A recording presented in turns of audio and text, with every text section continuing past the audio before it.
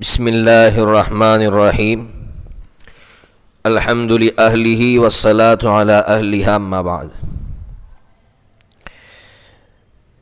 لوگ یہ مسائل پوچھتے ہیں کہ بہن کے میراث کو معاف کرنے سے، اپنا حصہ معاف کرنے سے معاف ہوگا یا نہیں ہوگا۔ یاد رکھیے اس کی دو شکلیں ہیں۔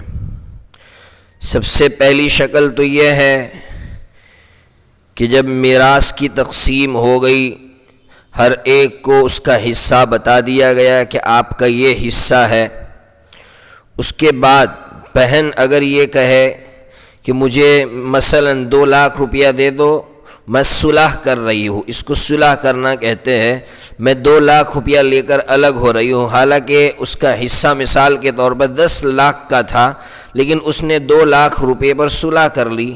یا اس نے یہ کہا کہ مجھے فلاں دکان دے دو، جس دکان کی قیمت مثال کے طور پر 5 لاکھ تھی، وہ صلح کرنے پر تیار ہو جائے، چاہے پیسہ لے کر یا کوئی اور چیز لے کر، تو اب وہ اپنا حق نہیں مانگ سکتی ہے، اس کا حق ساقط ہو جائے گا، اب یہ اپنا حق بھائیوں سے یا وارثداروں سے نہیں مانگ سکتی۔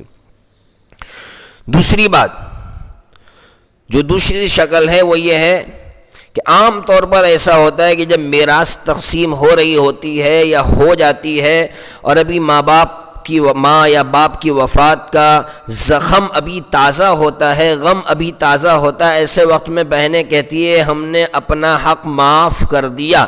اس طرح کہنے سے معاف نہیں ہوتا۔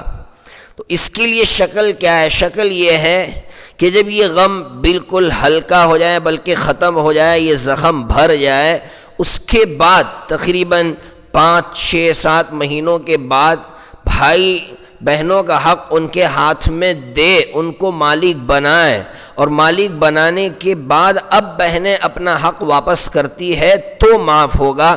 ایسے ہی زبانی کہنے سے اور خاص طور پر اس وقت کہنے سے جب زخم بالکل تازہ ہوتا ہے معاف نہیں ہوتا۔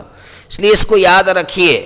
اور آج کل بہنیں بھی بڑی ہوشیار ہو گئی ہے، جب ان کو یہ مسئلہ معلوم ہونے لگا ہے کہ جو ہے اس طرح معاف کرنے سے معاف نہیں ہوتا، تو پہلے تو معاف کر دیتی ہے، پھر جب مسئلہ معلوم ہوتا ہے تو واپس بھائیوں سے حق مانگنے کے لیے جاتی ہے۔